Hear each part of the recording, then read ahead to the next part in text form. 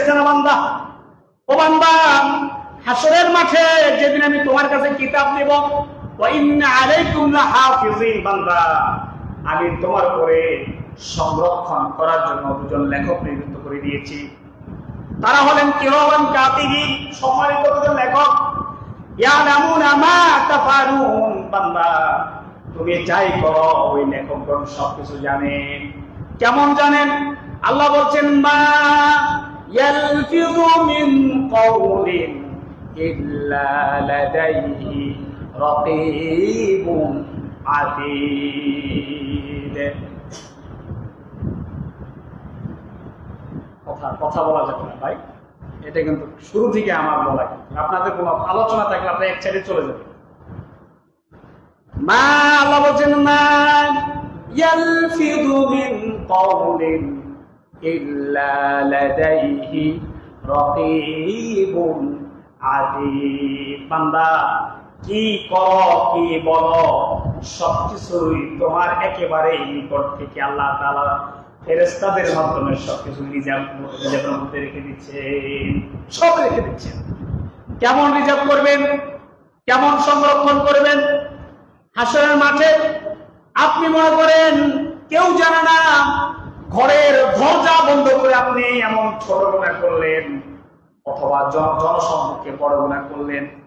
হাসরের মাঠে যেদিন আপনি দুনিয়াতে যেটা কল্পনা করেন না, আল্লাহ বলছেন ফামাইয়া'মাল مثقال ذرة شرا يره فمن يعمل مثقال ذرة خيرا يره ومن يعمل مثقال ذرة شرا يره। বান্দা তুমি যেটা কল্পনা করো নাই, আমি রব্বে কারীম হাসরের মাঠে কোন পরিমাণ যদি তুমি ভালো কাজ করে থাকো, আমি রব্বে কারীম সেটা তোমাকে দেখায় দিব। সুবহানাল্লাহ। আর যদি তুমি কোন পরিমাণ খারাপ কাজ করো, বান্দা তোমার সেই পরিমাণ খারাপ কাজ আমি রব্বে কারীম তোমাকে সেই হাসরের মাঠে দেখায় দিব। এজন্য প্রিয় ভাইরা আমার, এই দুনিয়ার চলাফেরা অনেক সময় অহংকার করে অনেক কাজ করে ফেলি। কি হয়েছে, সমাজে আবার আমার উপরে কে আছে, কে আমাকে আবার বাধা দেওয়া আছে? আল্লাহ বললেন বান্দা না না না, সমাজের মধ্যে স্বাভাবিকভাবে জীবনযাপন করো, অহংকার করো না। কখন তোমার পতন হয়ে যায়, কখন তুমি দিন থেকে পদস্খলিত হয়ে যাও, কখন তুমি জাহান্নামী হয়ে যাও তুমি নিজেও জানো না। মেরাজের 14টা শিক্ষার মধ্যে এটা একটা শিক্ষা। আল্লাহ তাআলা বলেছেন ওয়ালা তামশি ফিল আরদি মারহা ইন্নাকা লান তাখরিকাল আরদা ওয়া লান তাবলুগাল জিবালা তুলা। আল্লাহ বলেছেন বান্দা এই দুনিয়ার মধ্যে অহংকার করে দাম্ভিকতা করে চলাফেরা করো না। মানুষ বেশিরভাগ অন্যায় অহংকার করে করে করে কিনা কথা বলে না, অহংকার করে অনেক বড় বড় অন্যায় করে ফেলে।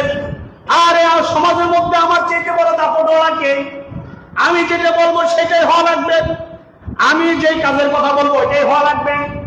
কিসের আবার মসজিদের সভাপতি, কিসের আবার মসজিদের খতিব, কিসের আবার বাজারের মুরব্বী, আমার উপর আবার মুরব্বী কি আছে, আছে না? এই যে সমাজের মধ্যে যে অকারণগুলা, গতকালকে নেটের মধ্যে দেখলাম গাজীপুরে একটা ছেলেকে সাংবাদিক সম্ভবত নৃশংসভাবে, সম্ভবত কেউ বলেছে হত্যা করেছে, কেউ বলেছে আহত করেছে। যেই করো ভাইরা আমার, আমরা অনেক সময় দেখি সাধারণ কারণে নিজের রাগ, নিজের বোধকে দমন করতে না পেরে বিভিন্ন অপরাধে আমরা নিয়োজিত হয়ে যাই না? রাগ নিয়ন্ত্রণ করতে পারি না।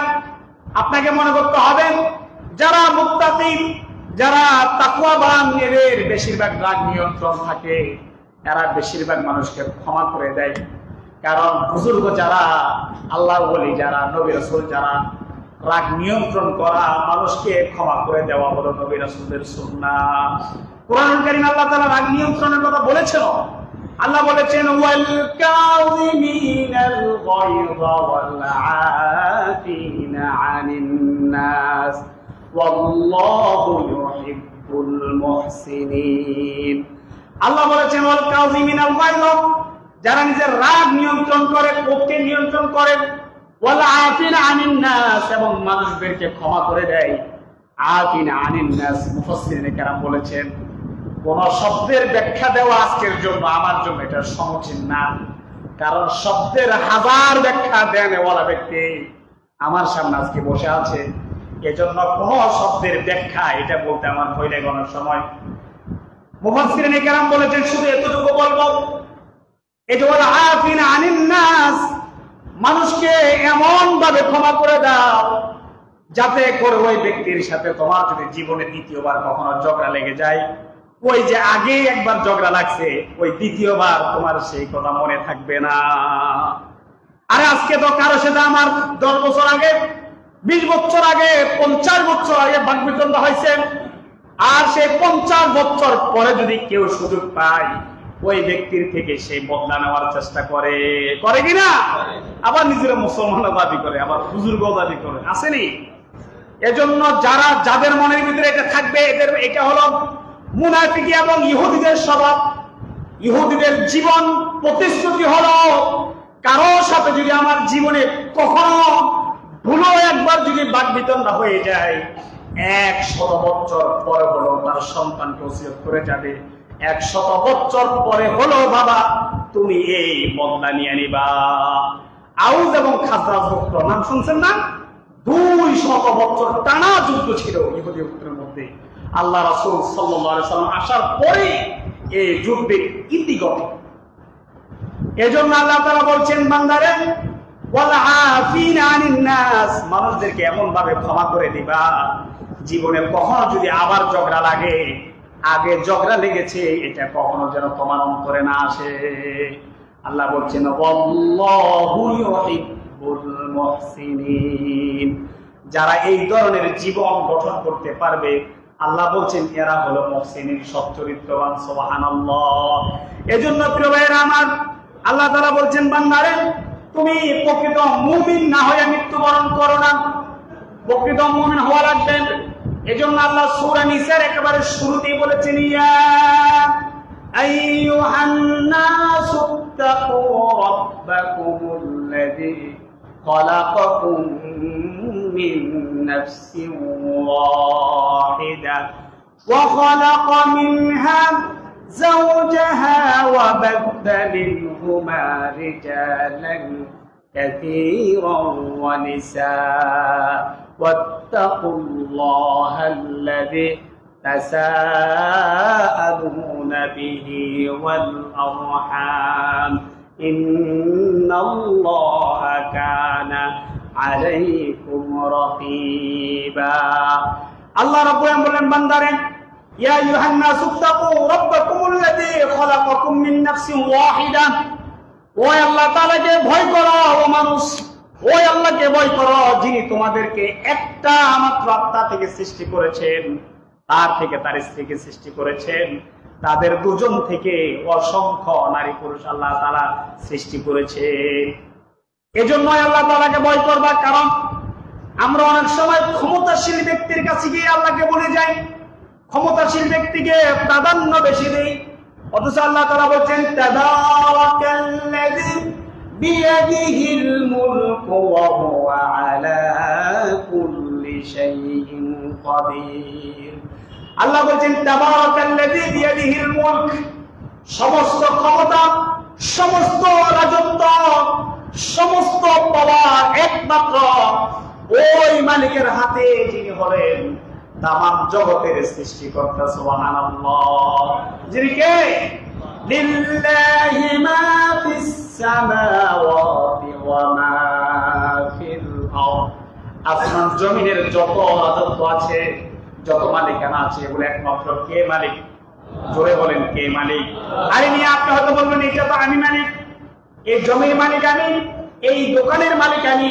না না না, মূলত আপনি কিছুরই মালিক না। যে দোকানের মালিক আজকে আমি, আপনি একদিন এই দোকানের মালিক আপনি ছিলেন না, আরেকজন ছিল না? আপনার বাবা ছিল, আরে একদিন তো আপনার বাবা ছিল না, আপনার দাদা ছিল, একদিন আপনার দাদা ছিল না, তার আগে কেউ ছিল, একদিন তার আগে কেউ ছিল না, এই জায়গাগুলো সাগর ছিল, ছিল না? তো তাহলে কেউ তো মালিক না। আজকে যে মালিকানা পেয়েছেন এটা আল্লাহ তাআলা আপনাকে সাময়িকভাবে মালিকানা দিয়েছেন বান্দা, এই মালিকানা দিয়েছি তোমাকে।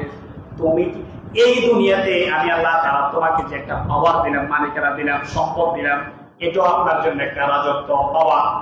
বান্দা তোমাকে আমি 10 জনের উপরে পাওয়ার দিলাম, 20 জনের উপরে পাওয়ার দিলাম, 100 জনের উপরে পাওয়ার দিলাম, সম্মান দিলাম, সমাজের উপরে সম্মান দিলাম, ইউনিয়নের উপরে সম্মান দিলাম, দেশের উপরে সম্মান দিলাম। সম্মান পেয়ে বান্দা তুমি আমি রব্বে কারীমের জন্য কতটুকু করেছে একদিন জবাব দেওয়া লাগবে। এজন্য প্রিয় ভাইরা আমার, আল্লাহ তাআলা বলছেন বান্দারে ক্ষমতা দেখায়ও না, ক্ষমতাশীল ব্যক্তির কাছে অন্যায়ের কাছে মাথা নত করো না, কারণ ক্ষমতা হলো আমি রবের জন্য। তাবারাকাল্লাযী বিয়াদিহিল মুলকু ওয়া হুয়া আলা কুল্লি শাইইন কাদির, যিনি সমস্ত ক্ষমতার উপরে যার ক্ষমতা। সুবহানাল্লাহ। প্রিয় ভাইরা আমার, এজন্য আল্লাহ রাব্বুল আলামিন, আপনি দুনিয়াতে নামাজ পড়েন না, নিজেকে তাকওয়া বুজুর্গমার করেন। অনেকে বলেও ফেলে যে নামাজ না পড়লে কি আছে, আমাদের অনেক বন্ধু বান্ধব আছে রাজনীতি করে, পাওয়ার আছে, ক্ষমতা আছে। আমার যখন চাকরি চলে গেল, অনেক বড় বড় ব্যক্তিরা আমার জন্য গালিগালাজ শোনা লাগলো। আর এই যে উপর থেকে তোমাদেরকে নির্দেশ দিলাম, এখনো পর্যন্ত এই কাজটা সাকসেসফুল করতে পারো নাই। কিন্তু সবাই আমার, আমি দোয়া করি রাজনীতিবিদদের মধ্যে ভালো মানুষ আছে, খারাপ মানুষ আছে। তো যারা আমার কাছে আসছে, তা আসছে বসে বলে দিচ্ছে যে অমুকের কাছে গিয়া গালিগালাজ করে আসবা, এই আচরণ করে আসবা। তোমরা কিসের আমার করে দিয়েছো যে কিছু করতে পারো না এই লোকের। তো আমি আলহামদুলিল্লাহ সরকার পক্ষ থেকে অনেকে চাইছে তাদেরকে লাঞ্ছিত করতে আমার মাধ্যমে, মানে আমার সাথে খারাপ আচরণ করছে। আমি বলছি না, আমার চাকরি যাওয়ার পরে কোন মানুষ আমার সাথে খারাপ আচরণ করে নাই। শুধু মসজিদ কর্তৃপক্ষ বলে দিচ্ছে যদিও এই লোকের চাকরি না খান তো আপনাদের খবর আছে, বান্দরবন পাঠাই দেওয়া হবে। অথবা যিনি ইউনিয়ন ওয়ার্ড প্রতিনিধি ছিল তাকে বলা হয়েছে যে ইমাম সাহেবের কিছু করতে না বললে তোমার বান্ধে নিয়ে এসে ফিরে দেবো। তো উনি আমার কিছু বলার শুধু এতটুকু করছে যে হুজুর আপনি সম্মানের কাছে চলে যান, আমার উপরে খুব বিপদ আসতেছে। তারপরে বদ্ধ আচরণ করছে যে এরা কি দোয়া পাওয়ার যোগ্য না। আপনি এই জন্য খারাপের ভিতরেও ভালো থাকে, খারাপের ভিতরে ভালো থাকে না, অবশ্যই থাকে। গত জন্য আলোচনা করছিলাম না, সব খারাপ। হাবিব ইবনে নাজ্জার একজন কাঠমিস্ত্রি অথবা একজন সেলাই মেশিন, সেলাই কাজ করতো, সে একজনই পুরো সমাজের মধ্যে বলছে আমি একাই নবীদেরকে সম্মান করে যাব, সাপোর্ট দিয়ে যাবো, বলছি কিনা? এজন্য আমরা কার কাছে মাথা নত করবো? আল্লাহর কাছে। জালিম একদিন মৃত্যুবরণ করা লাগবে, আবার মুমিন একদিন মৃত্যুবরণ করা লাগবে। জালিমকেও আল্লাহর কাঠগড়ায় দাঁড়াতে হবে। অর্থাৎ যে ব্যক্তি আল্লাহকে ভয় করে সেও আল্লাহর কাছে যাবে, যে আল্লাহকে ভয় করে না সেও কোথায় যাবে? আল্লাহর কাছে যাবে। সেদিন সব প্রকাশ হয়ে যাবে। সেদিন আল্লাহ যখন ঘোষণা করবে, কি করবে? আল্লাহ যখন বলবে ওয়ান্তাজুল ইয়াউমা আইয়ুহাল মুজরিমুন, আজকের এই দিনে অপরাধীরা পৃথক হয়ে যাও, পৃথক হয়ে যাও। তো যারা অন্যায় করেছে এরা পৃথক হইতে চাইবে না, কিন্তু আল্লাহর নির্দেশ সেদিন অমান্য করা কারো পক্ষেই সম্ভব হবে না, যে কোনো ভাবে পৃথক হয়ে যাওয়া লাগবে। এজন্য কি ভাই আমার, আমরা আল্লাহকে পরিপূর্ণ ভয় করবো তো ইনশাআল্লাহ। হযরত আদম আলাইহিস নবিয়িনা, আমাদের আদি পিতা আদম আলাইহিস সালাম, তিনি সামান্য একটু ভুল করেছেন। যে ভুলের কারণে তিনি, আমাকে আপনারা 2 মিনিট আগে সিগন্যাল দিলে আমি আলোচনা করতে পারি। আমাদের পিতা আদম আলাইহিস সালাম, তিনি সামান্য, আপনারা জানেন আদম আলাইহিস সালামকে আল্লাহ তাআলা নির্দেশ দিয়েছেন আদম ওয়ালা তাকরাবা হাদিহিস শাজারাতা ফাতাকুনা মিনাল যালিমিন, আদম এই গাছের নিকট যাবা না, যদি এই গাছের নিকট যাও তাহলে তুমি জালিম হয়ে যাইবা। শয়তানের ওয়াসওয়াসা যে কোনো ভাবে তিনি গাছের নিকট গেলেন, ফল খেলেন। আল্লাহ তাআলা দ্বিতীয় নির্দেশ জারি হয়ে গেল। আল্লাহ তাআলা বললেন কুলনা হাবিতু মিনহা জামিআ ফাইম্মা ইয়াতিয়ান্নাকুম মিন্নি হুদান ফামান তাবিআ হুদায়া ফালা খাউফুন আলাইহিম ওয়ালা হুম ইয়াহজানুন। আল্লাহ বলেন সবাই একসাথে নেমে যাও। জমা ব্যবহার করা হয়েছে। আদম আলাইহিস সালাম একজন, স্ত্রী দুইজন, ইবলিস মোট তিনজন। কয়জন?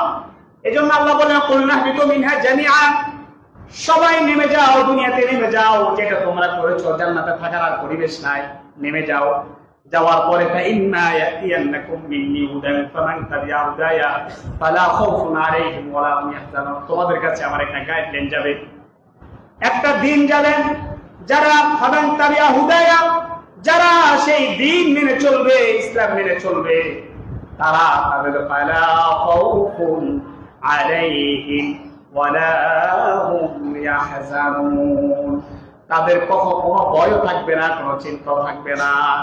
এজন্য তিনি একটা শব্দ শিখলেন, আল্লাহ বলেন ফাতালাক্কা আদামু মির রাব্বিহি কালিমাতিন ফাতাবা আলাইহি। আল্লাহ তাআলা আদম আলাইহিস সালামকে কিছু শব্দ শিখিয়ে দিলেন, তিনি সেই শব্দের মাধ্যমে তওবা করলেন। আজকে শুধু ওনার তওবার কথা বলেই আলোচনা শেষ করে ফেলব, আমরা পরবর্তী কাজে চলে যাব। তিনি আল্লাহ তাআলার কাছে তওবা করলেন। অনেক নবীরা বিভিন্ন দোয়ার মাধ্যমে নিজেদের ছোটখাটো কিছু ভুলের জন্য তওবা করেছেন। অপরাধ তো নয়, কোন নবী রাসূল জীবনে কোনো অন্যায় করে নাই, ভুল করেছেন, সেই ভুলের জন্য সারা জীবন কান্নাকাটি করেছেন। আদম আলাইহিস সালাম আল্লাহর শিখানো ভাষায় আল্লাহর কাছে দোয়া করেছেন। সবাই পড়েন রব্বানা, বলেন রব্বানা যালামনা আনফুসানা وإن لم تغفر لنا وترحمنا لنكونن من الخاسرين। তিনি আল্লাহকে বলেছেন রব্বানা, আয় আমার রব, যালামনা আনফুসানা, আমি আমার নিজের উপর জুলুম করেছি, ওয়া ইন লাম তাগফির লানা, আল্লাহ তুমি ছাড়া তো ক্ষমা করনেওয়ালা কেউ নাই, ওয়া তারহামনা, আল্লাহ আমার উপর রহম করুন, লানাকুনান্না মিনাল খাসিরিন, আল্লাহ আমি ক্ষতিগ্রস্তদের অন্তর্ভুক্ত হয়ে গেছি। কানতে কানতে কানতে কানতে রব্বে কারীম দুজনের দোয়া কবুল করেছেন, আর তাদেরকে আল্লাহ রাব্বুল আলামিন আরাফাতের ময়দানে পরিচিত করিয়ে দিলেন। সুবহানাল্লাহ। এজন্য আমাদেরকে আল্লাহকে ভয় করা লাগবে কি লাগবে না?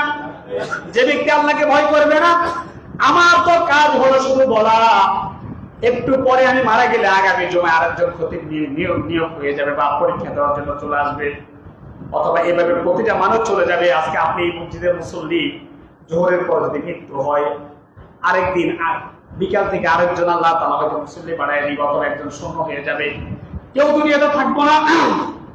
এজন্য প্রিয় ভাইরা আমার, ভুল অন্যায় আমি করি, আপনি করেন, সবাই আমরা করি, ভুলের উপরে কেউ না, অপরাধের উপরে কেউ নাই।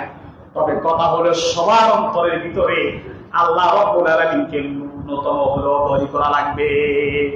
না হলে মৃত্যুর সময় আমার মৃত্যু কি শুয়োরের মতো হয়, না কুকুরের মতো হয়, না কিভাবে হয়, নাকি ফেরাউনের মতো হয়, কিভাবে হবে এটা রব্বে কারীম ছাড়া কেউ জানে না। আল্লাহ তাআলা যত কাল আমাদেরকে বাঁচিয়ে রাখেন, রব্বে কারীম আমাদেরকে আল্লাহকে সারা জীবন ভয় করে চলার তৌফিক দান করুন, পড়ে আমিন। আগামী জুমাতে এই রব্বানা যালামনার পর থেকে আলোচনা শুরু হবে ইনশাআল্লাহ। আমরা তাকওয়া, এখনো তাকওয়ার উপর আছি, এখনো তওবাতে আসতে পারিনি। আমরা ইনশাআল্লাহ ধারাবাহিক আরো এক জুমা লাগলে আমরা আলোচনা করব। আল্লাহ তাআলা আমাদের সকলকে হায়াত ও তাইয়্যিবা দান করুন। প্রিয় মুসলিম কিরাম, আমাদের এখন আমাদের উস্তাদে মুহতারাম, এই আমাদের সবার উস্তাদ, এই এলাকার যারা সবার উস্তাদ, যিনি এক জায়গাতে 33 বছর জুমার নামাজ পড়াইছেন, কেউ ওনার কাছ থেকে একটা আলিফুলও শিখেছে, একটা শব্দ হলো শিখেছে, শিখছেন না? এজন্য একজন খতিব, একজন ইমাম এলাকার সবার উস্তাদ, সবার মুরব্বী। এজন্য আমাদের আমার তো সরাসরি মুরব্বী, আমার তো আমার কোন উস্তাদ বলতে পারবে না আমার জীবনে ভুলবশত কিছু হলে হয়েছে বা সব জ্ঞানে কোন উস্তাদের সাথে বেয়াদবি করছি, এটা আমার রেকর্ডে নাই যে কোন উস্তাদের সাথে করছি। তো এই চেয়ার বা এই মিম্বারের যোগ্যতা আমার নাই। হয়তো আমার উস্তাদদের মুরব্বীদের মা বাবার দোয়ার বরকতে আল্লাহ হয়তো এই চেয়ারে বসার মতো তৌফিক দিয়েছে। এই জন্য আমাদের উস্তাদে মুহতারাম আব্দুল কবির সাহেব আমার দ্বারা কাতর হয়ে আনুষ্ঠানিক বিদায়ী আলোচনা এখন শুরু হবে। আমাদের মসজিদের কর্তৃপক্ষ আগে বাগে এখন একটা 14 বাজে ওনারা সংক্ষেপেই আলোচনা করবেন, এবং আনুষ্ঠানিকতার পরেই আমাদের নামাজের আগেই সবকিছু হয়ে যাবে, নামাজের পরে আর থাকবে না। আপনারা একটু ধৈর্যের সাথে সুশৃঙ্খল ভাবে সবাই একটু কথাগুলো শুনবেন, সম্মান প্রদর্শন করবেন, ইনশাআল্লাহ করবেন, ইনশাআল্লাহ আল্লাহ তাআলা আমাদেরকে তৌফিক দান করুন। আমিন।